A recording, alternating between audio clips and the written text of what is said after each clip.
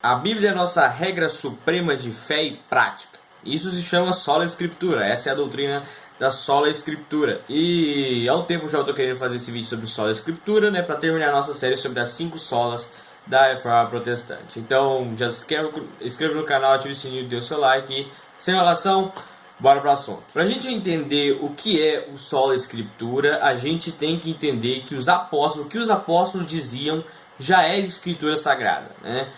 Você consegue perceber isso em 1 Timóteo 5, 17 ao 18, onde Paulo vai estar falando sobre os presbíteros que têm o direito de receber seu salário e tal, e lá ele cita uma frase, né? Vamos ler aqui o texto. Os presbíteros que governam bem sejam estimados por dignos de duplicada honra, principalmente os que trabalham na palavra e na doutrina, porque diz a Escritura: não ligarás a boca ao boi que debulha, e digno é o obreiro do seu salário. Aqui o apóstolo Paulo ele fala de duas frases na Bíblia, né? A primeira é não ligarás a boca ao boi que debulha, ok, tudo bem até aí. E a segunda é digno é o obreiro do seu salário. Ele fala que essa é uma frase da Escritura, né? Porque diz a Escritura, né? Então, onde é que está essa frase? Digno é o obreiro do seu salário? Simples, está em Mateus 10, 10. Então, o apóstolo Paulo cita uma frase do Novo Testamento como escritura sagrada, junto até com uma outra frase do Velho Testamento. Ou seja, os apóstolos já sabiam que o que eles escreviam era escritura sagrada. E eles não estavam errados, porque em Hebreus 7, 12 vai dizer: porque mudando-se o sacerdócio, necessariamente se faz também mudança da lei. Quando muda-se a aliança, né, quando temos uma nova aliança, vamos ter também um novo contrato dessa aliança. A vinda, a morte, a ressurreição de Cristo também requerem um novo testamento dessa forma. Então, os apóstolos eles escreveram esse Novo Testamento, eles sabiam que esse Novo Testamento fazia parte das Escrituras, porque mudando o seu sacerdócio, muda-se a lei. Então, os apóstolos já haviam um consenso, né? Os apóstolos já sabiam que o que eles escreviam deveria ser tido como escritura sagrada. Em 1 Coríntios 14, 37, vamos ver que Deus ele deu autoridade aos apóstolos para eles pregarem, para eles escreverem o Novo Testamento. O texto diz: se alguém cuida de ser profeta ou espiritual, reconheça que as coisas que vos escrevo são mandamentos do Senhor. Então, o que os apóstolos escreviam era mandamento do Senhor, era divinamente inspirado. Deus inspirava os apóstolos a escreverem isso que seria parte também da Escritura, que é o Novo Testamento. Inclusive, essas cartas escritas pelos apóstolos, elas iam de igreja para igreja, né? Nós podemos ver isso em Colossenses 4,16, que vai dizer: e quando esta epístola tiver sido lida entre vós, fazei que também o seja na igreja dos laodicenses, e a que veio de Laodiceia, lede-a vós também. Ou seja, aquela igreja deveria ler a carta de Paulo e depois deveria dar para os laodicenses, para a igreja de Laodiceia, para que lá essa carta também fosse lida aos laodicenses. E a carta entregue à igreja de Laodiceia deveria também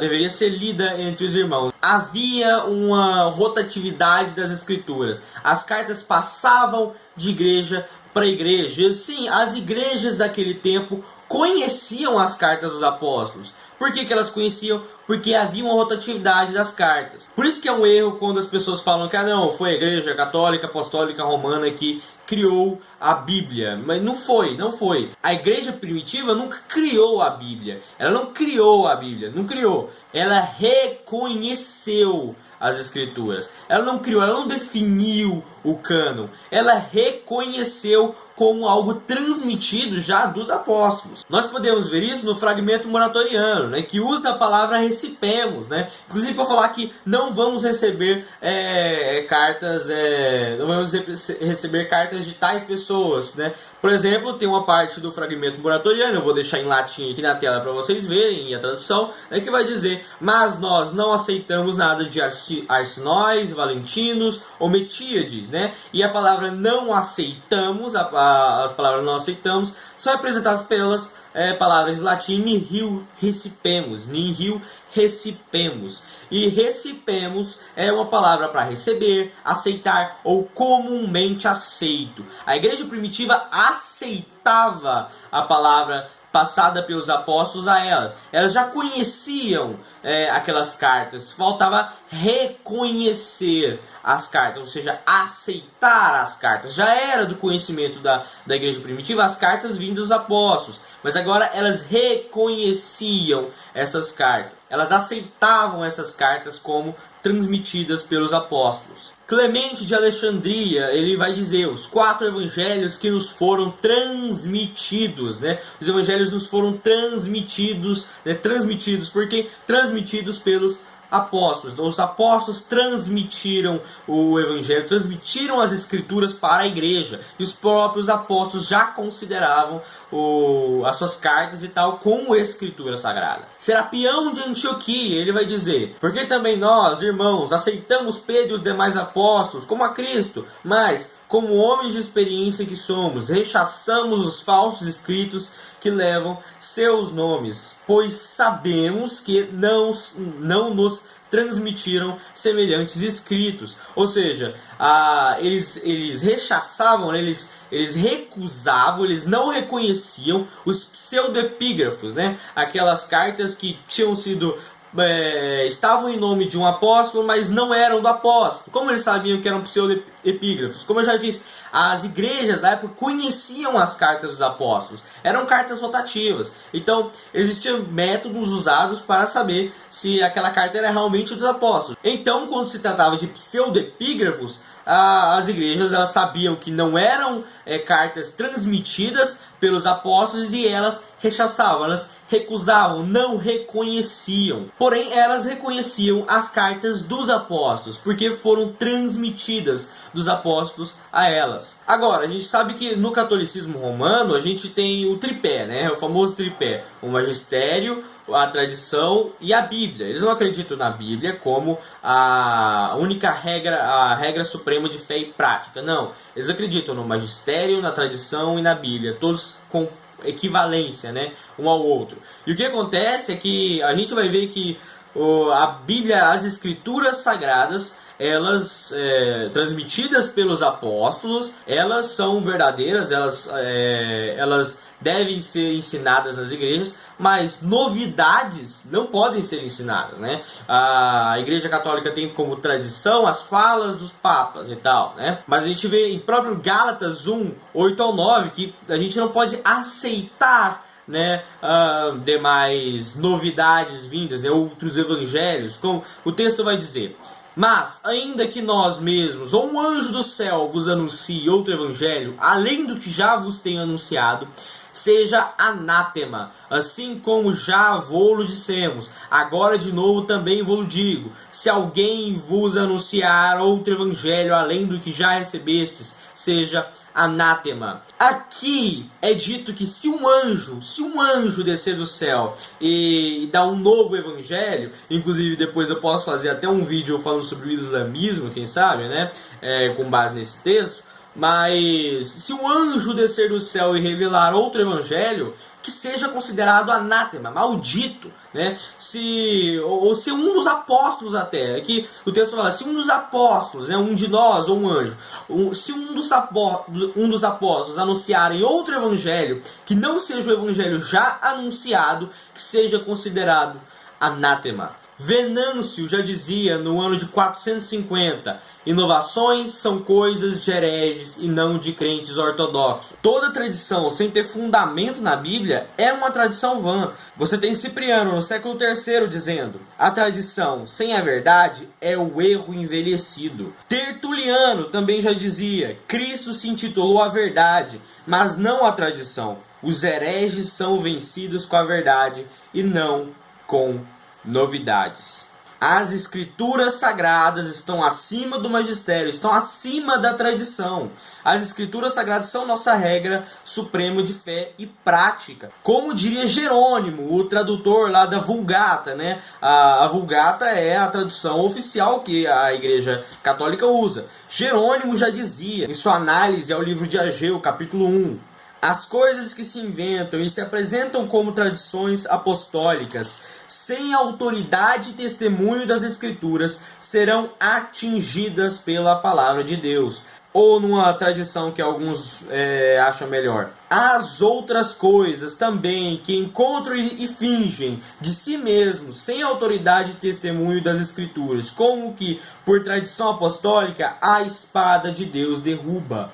O Sola Escritura não pede para você ser contra qualquer tipo de tradição, não pede para você jogar a tradição no lixo, não. O Sola Escritura não pede isso. O Sola Escritura pede para você colocar acima da tradição e acima do magistério as Escrituras. As Escrituras, a tradição, o magistério são coisas importantes, mas estão abaixo das Escrituras. As Escrituras têm que estar acima de tudo isso, de tal forma que a tradição sem as Escrituras seja um erro envelhecido, e o magistério sem as Escrituras é uma simples instituição terrena, o que é exatamente o que esses pais da igreja que eu mostrei aqui falavam. E para você que ainda acredita que a tradição deve ser equivalente às Escrituras, eu deixo aqui um texto da Confissão de Fé de Westminster.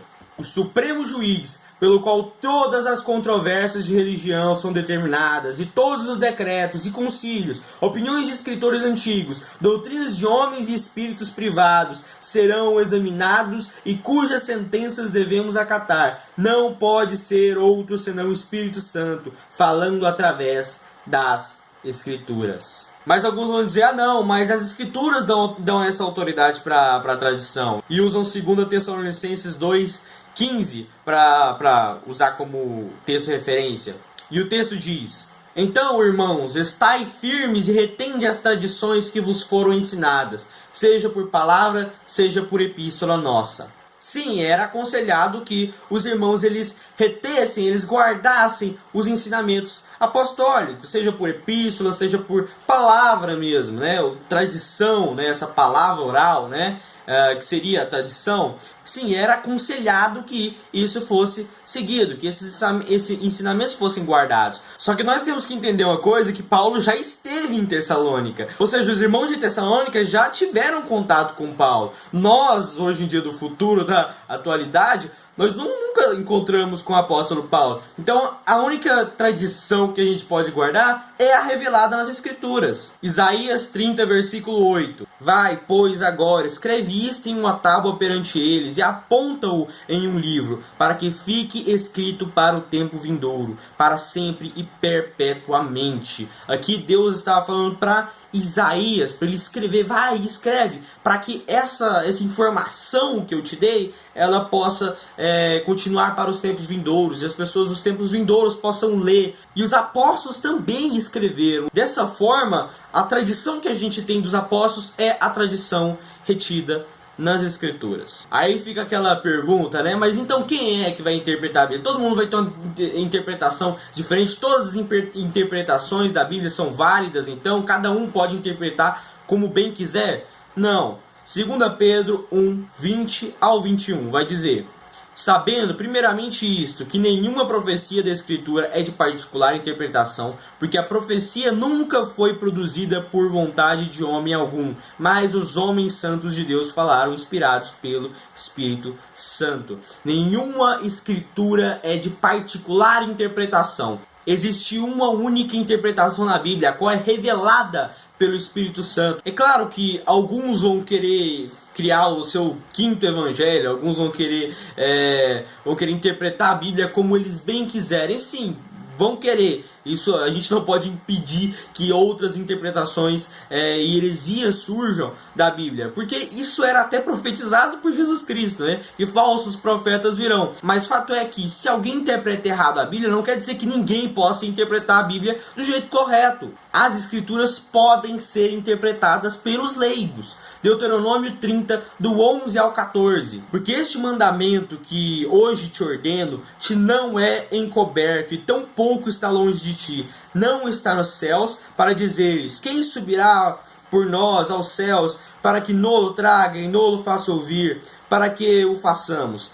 Nem tão pouco está da além do mar, para dizeres: quem passará por nós da além do mar, para que nolo traga, nolo faça ouvir, para que o façamos? Porque esta palavra está muito perto de ti, na tua boca e no teu coração, para o fazeres.